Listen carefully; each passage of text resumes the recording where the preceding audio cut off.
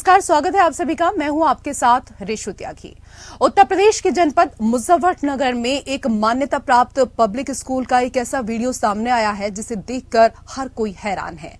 देखते ही देखते ये वीडियो सोशल मीडिया की सुर्खियों में आ गया। वीडियो में एक शिक्षिका क्लासरूम में अपनी चेयर पर बैठी है, वहीं सामने रोता बिलखता एक मासूम छात्र खड़ा हुआ है और क्लास में बैठे छात्र एक एक कर टीचर के आदेश का पालन कर सामने खड़े छात्र पर एक के बाद एक थप्पड़ की बरसात कर रहे हैं। बताया जा रहा है कि छात्र का कसूर सिर्फ इतना है कि वो अपना होमवर्क करके नहीं लाया था। वीडियो ने पूरे देश में लोगों को हैरानी में डाल दिया है। वहीं बताया ये भी जा रहा है कि मामले में पीड़ित पिता की तहरीर पर महिला टीचर पर मुकदमा दर्ज कर लिया गया है।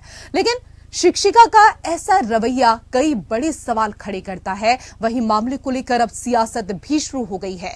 मामले को लेकर सपा अध्यक्ष अखिलेश यादव ने सरकार से सवाल किया है और शिक्षिका के खिलाफ सख्त कार्रवाई की मांग की है। तो मैडम ने छात्र को दूसरे बच्चों से चांटे लगवाए, थप्पड़ लगवाए। मुजफ्फरनगर का ये पूरा मामला, जिसके बाद अब पिटाई का ये वीडियो लगातार सोशल मीडिया पर वायरल हो रहा है और इस मुद्दे के बाद देश में बहस शुरू हो गई है।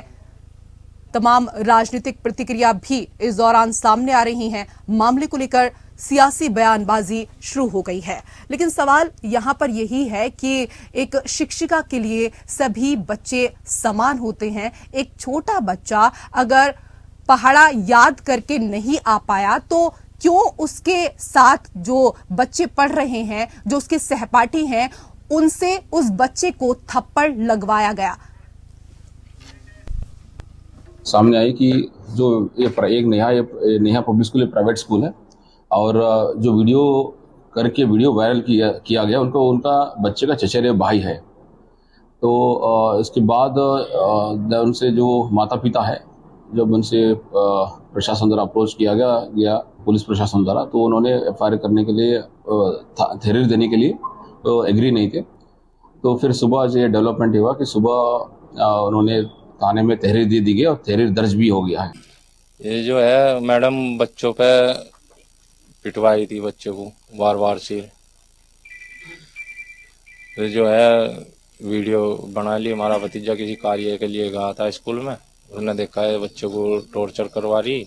हाँ, ऐसा होया था कई दिन पहले, मगर इसे जो है टाइट रखियो।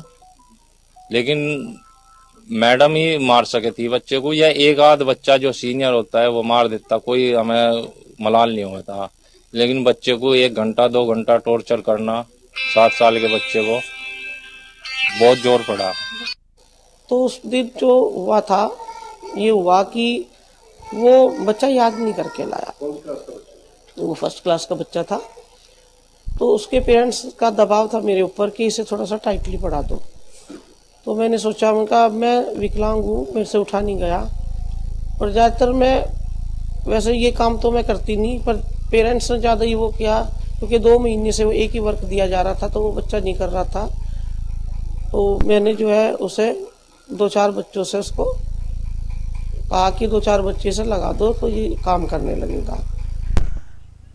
चलिए, तो तमाम प्रतिक्रिया हमने इस दौरान आपको सुनवाई और टीचर का क्या कुछ कहना था वो भी आपको सुनवाया। उनका कहना था कि परिवार का दबाव कहीं ना कहीं मेरे ऊपर था। तो वहीं बच्चे के पिता ने कहा कि अगर मारना ही था तो टीचर मार सकती थी, लेकिन बाकी जो बच्चे हैं उनसे इस तरीके से मेरे बच्चे को नहीं पिटवाना चाहिए था। लेकिन सवाल यही है कि अगर बच्चे को टेबल याद नहीं है तो टीचर ही क्यों मारेगी? बच्चे को समझाना चाहिए कि किस तरीके से वो पढ़ सकता है, बढ़ सकता है। लेकिन जो इस स्कूल के भीतर हुआ, अब उसको लेकर चर्चा पूरे देश में है और इसी को लेकर हम भी चर्चा करेंगे। 3 खास मेहमान पैनल में हमारे साथ जुड़ चुके हैं। सबसे पहले उनका परिचय आपके साथ करा देते हैं। हमारे साथ ताहिरा हसन, जो कि एक सामाजिक कार्यकर्ता हैं, जुड़ चुकी हैं। मैम, बहुत स्वागत आपका। हमारे साथ मीना व्यास पटेल, मनोचिकित्सक हैं, आप भी जुड़ चुकी हैं, बहुत बहुत स्वागत आपका।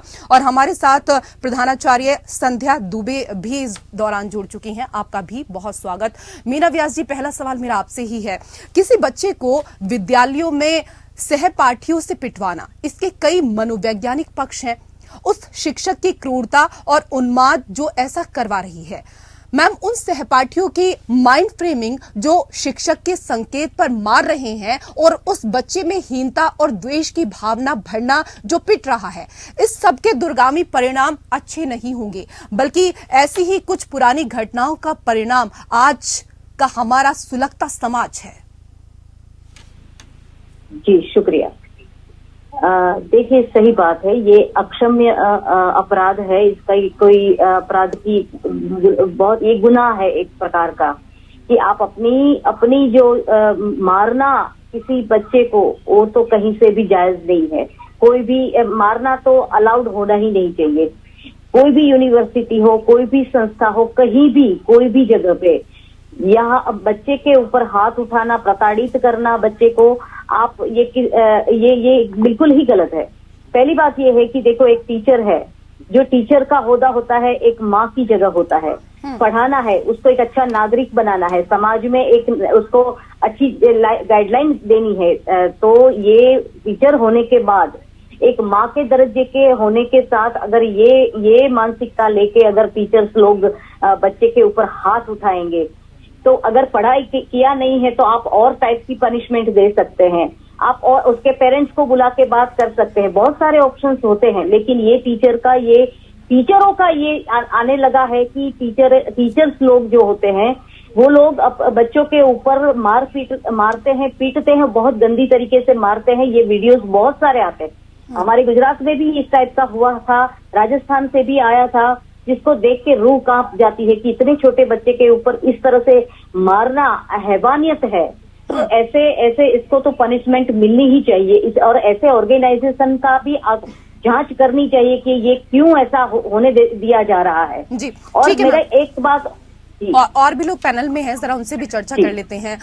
ताहिरा हसन जी, अपने देश में शिक्षक का ऊंचा आदर्श रहा है, लेकिन वो आदर्श सामाजिक पतन के प्रभाव से बच नहीं पाया है। ये घटना इसका सबसे बड़ा उदाहरण है। बिल्कुल, देखिए, ये देखिए, कबीरदास का कबीर एक दोहा था, देखिए उसको भी पूरा इसने तो पूरा समय बदल दिया इस टीचर ने। और जो हेड भी है उस स्कूल की, she is owner of the school also. तो आप सोचिए कि शिक्षक को तो भगवान से ऊंचा बता दिया गया था। और यहाँ पर शिक्षा के मंदिर में तो टीचर जो रोल मॉडल होती है, आप ये देखिए कौन बच्चा था, किस कास्ट का था, किस बिरादरी का, उसके बता रहे हैं। लेकिन आप उसको बच्चों से, अपने फेलो मेट से बनवा रही हैं कि जाओ थप्पड़ लगाओ। वीडियो में आ रहा है, साफ है, वीडियो वायरल है, उसको देख के। तो ये किस तरह का, उसके अंदर क्या मानसिकता पता कर रही है, किस ट्रॉमा से वो बच्चा गुजर रहा है, उसके साथी जिनके साथ बैठता खेलता है, वो बच्चे उसको आके मार रहे हैं, हंसते हुए मार के जा रहे हैं। क्या बच्चों के अंदर किस तरह का मेंटेलिटी? ठीक है, अब जो खबरें सामने आ रही हैं मैम, कहा जा रहा है कि बच्चे को उसी के चचेरे भाइयों से थप्पड़ लगवाए गए थे। लेकिन सवाल तो यहाँ पर यही है कि चाहे चचेरा भाई है या कोई और सहपाठी है या खुद टीचर है, बच्चे को इस तरीके से थप्पड़ नहीं मारा जा सकता है, उसको समझाया जा सकता है। चचेरे भाइयों से लड़कियां भी मार रही है, आप वीडियो देखिए, लड़कियों को बुला रहे हैं। आप लड़कियां बेचारी मारने नहीं चाह रही, उसको ही बुला के मार रहे हैं। आप क्या पैदा करना चाह रहे हैं बच्चों के अंदर? किस तरह की समाज पैदा करना चाह रहे हैं?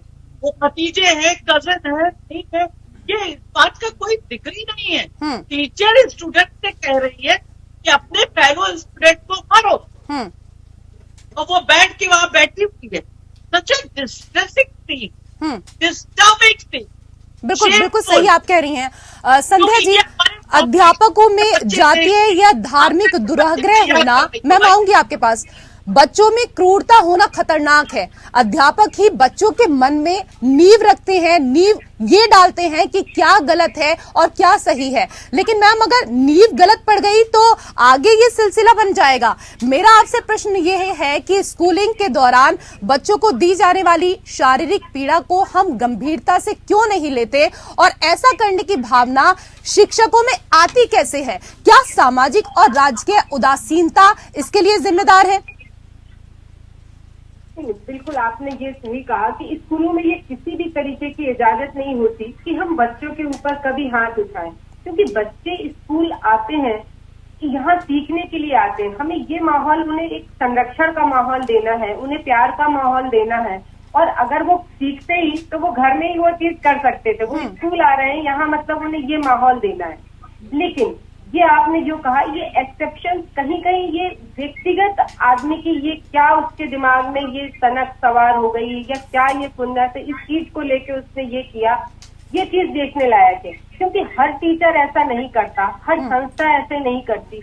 हजारों लाखों संस्थाओं में किसी एक जगह ऐसा चीज होता है। तो जो भी संस्था का प्रमुख होता है, अगर वो कर रहा है तो निसंदेह उसे भी इस चीज के लिए सजा मिलनी चाहिए। अगर टीचर कर रहा है तो संस्था प्रमुख का ये कर्तव्य उठता है कि वो उसको वहां से निष्कासित करे और ये देखे। क्योंकि कोई भी संस्था ये इजाजत कभी भी नहीं देती है कि बच्चों को किसी भी तरीके से हाथ उठाया जाए। हम तो उन्हें प्यार के माहौल में एक ऐसा संरक्षित माहौल देते हैं कि वो हमारे पास आके और ज्यादा अपने आप को सुरक्षित महसूस करें और उनको ये लगे कि मैं यहाँ आया हूँ तो कुछ सीखने के लिए आया हूँ, अपना भविष्य बनाने के लिए आया हूँ।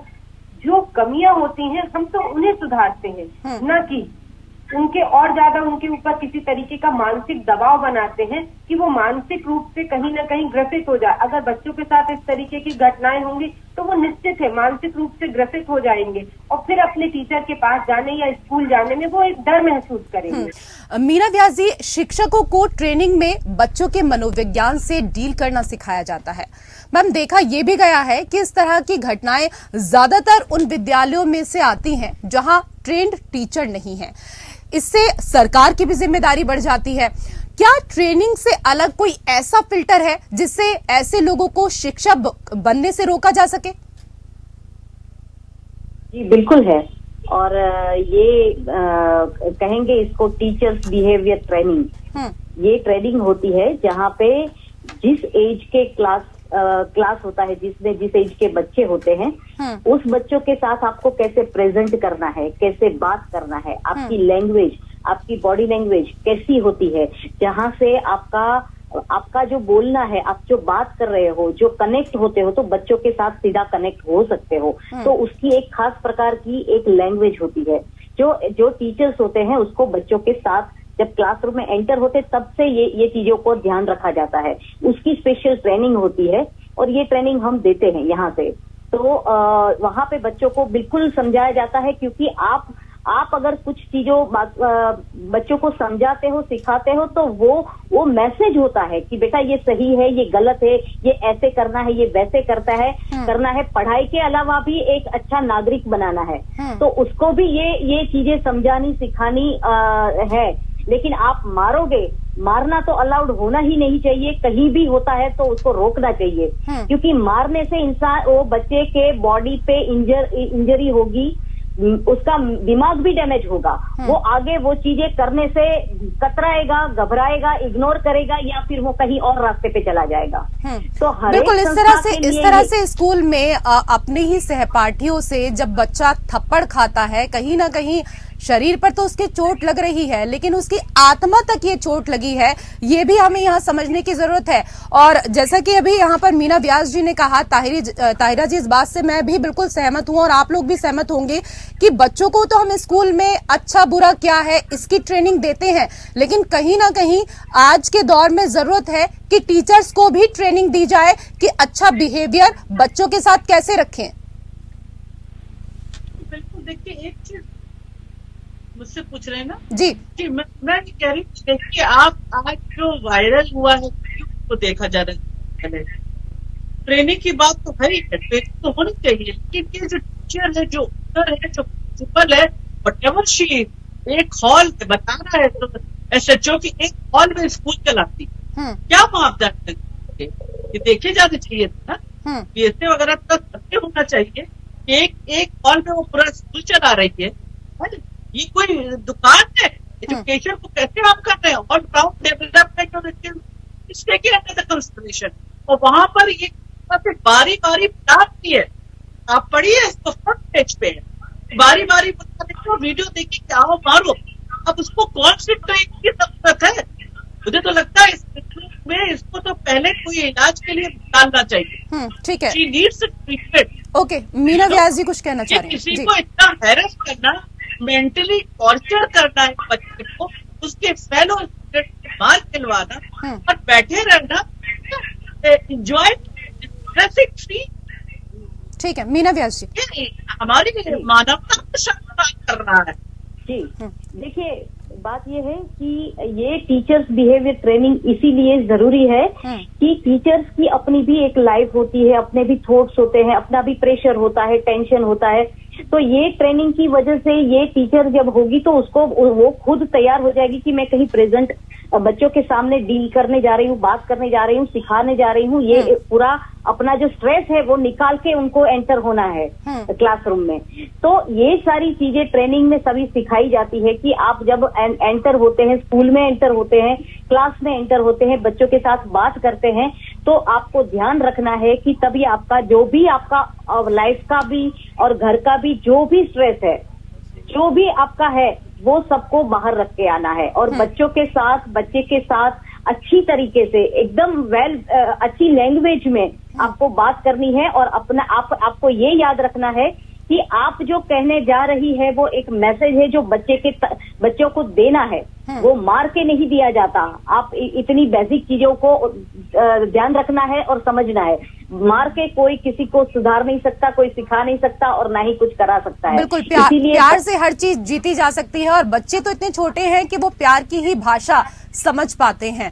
संध्या जी ऐसा है मैम जी, एक लाइन मैं कहना चाहूंगी, बच्चा जो होता है उसका बेस बन रहा होता है। अगर इसी बचपन में अगर दिमाग में कोई गलत बात बैठ जाती है तो सालों लग जाता है उसको निकालने के लिए। बिल्कुल सही आपने कहा, ये एक ऐसी उम्र होती है, 6-7 साल की उम्र होती है कि इस उम्र में जो हमारे अनुभव होते हैं वो जब हम बड़े हो जाते हैं तब तक हमें याद रहते हैं। लेकिन संध्या जी, शिक्षक के लिए तो सभी बच्चे बराबर होते हैं, ये भावना उसमें कैसे आएगी और ये भावना दूषित ना हो, इसके लिए किस स्तर पर काम करने की जरूरत है?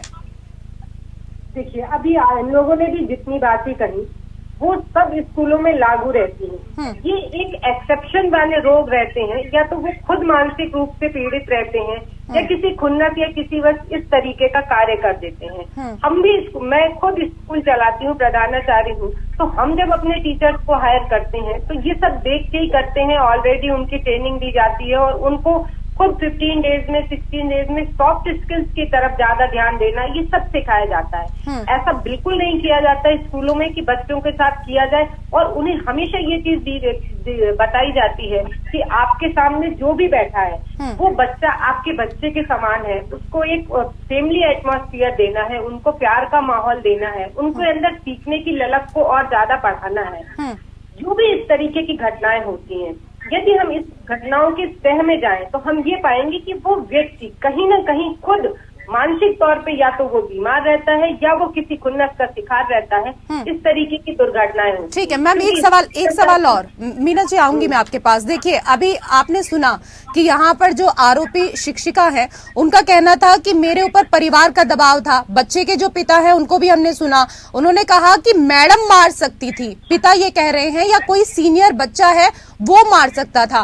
तो मारना कितना उचित है, चाहे कोई टीचर हो या कोई सीनियर है, बच्चे को तो हाथ लगाया ही नहीं जा सकता। ऐसे में कई बार परिवार वाले भी कहते हैं आकर कि बच्चे को थोड़ा टाइट रखना है, ये कुछ सीख नहीं पा रहा है। तो उसके लिए आप लोग क्या करते हैं?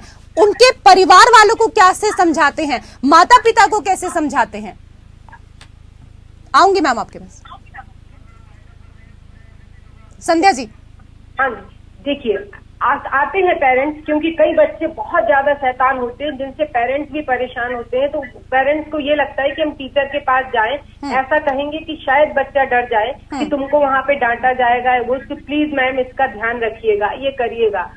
तो हम लोग उनको खुद समझाते हैं कि देखिए, हम तो उसको वो एटमॉस्फेयर देंगे, लेकिन साथ में आपको अपने परिवार के माहौल को सुधारना पड़ेगा। परिवार में किस तरीके, बच्चा हमारे पास 5 घंटे या 6 घंटे रह रहा है जी। बच्चा आपके पास 18 से 19 घंटे रह रहा है। आखिर बच्चे की कमियों की तरफ हमारा जितना ध्यान देना, उससे कहीं ज्यादा पेरेंट्स का ध्यान देने का नजरिया है कि आखिर बच्चे में जो कमियां उत्पन्न हो रही हैं उसकी वजह कहीं उनका पारिवारिक माहौल तो नहीं। इन सारी चीजों पे हम लोग डिस्कस करते हैं और फिर उन समस्याओं को दूर करते हैं। ठीक है मैम, समय का अभाव है, मीना व्यास जी एक लाइन में प्लीज, एक लाइन में। जी बिल्कुल, बच्चे के जीवन में पहली पाठशाला घर होती है, माता पिता होते हैं और घर के अन्य सभ्य होते हैं, और दूसरी पाठशाला होती है स्कूल, यहाँ से भी सिखाया जाता है।